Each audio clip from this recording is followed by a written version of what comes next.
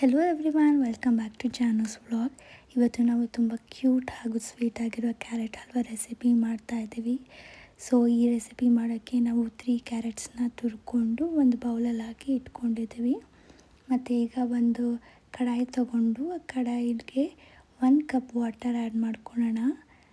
ಮತ್ತು 2 cup milk add ಮಾಡ್ಕೊಳ್ಳೋಣ. ಮಿಲ್ಕಿಗೆ water add ಮಾಡ್ಕೋಬೇಡಿ. ಈಗ ಮಿಲ್ಕ್ನ ಮತ್ತು ವಾಟರ್ನ ಸ್ಟಿರ್ ಮಾಡ್ಕೊಳ್ಳೋಣ.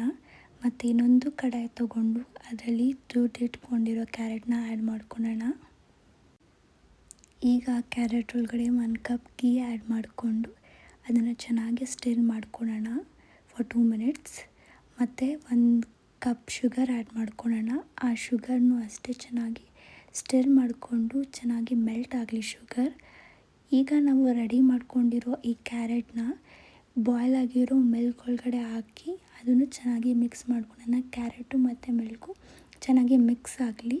ಮತ್ತು ಇನ್ನೊಂದು ಕಡೆ ಡ್ರೈ ಫ್ರೂಟ್ಸ್ನೆಲ್ಲ ಗೀಯಲ್ಲಿ ಫ್ರೈ ಮಾಡಿಕೊಂಡು ರೆಡಿ ಮಾಡ್ಕೊಂಡಿರೋ ಕ್ಯಾರೆಟ್ ಹಲ್ವಾಗೆ ಈ ಡ್ರೈ ಫ್ರೂಟ್ಸ್ನ ಆ್ಯಡ್ ಮಾಡ್ಕೊಳ್ಳೋಣ. ಮತ್ತು ಇನ್ನೊಂದು ಬೌಲ್ಗೆ ಟ್ರಾನ್ಸ್ಫರ್ ಮಾಡಿಕೊಂಡು ಸ್ವಲ್ಪ ಸನ್ಫ್ಲವರ್ ಸೀಡ್ಸ್ ಹಾಕಿ ಈಗ ಕ್ಯಾರೆಟ್ ಹಲ್ವಾ ರೆಡಿ.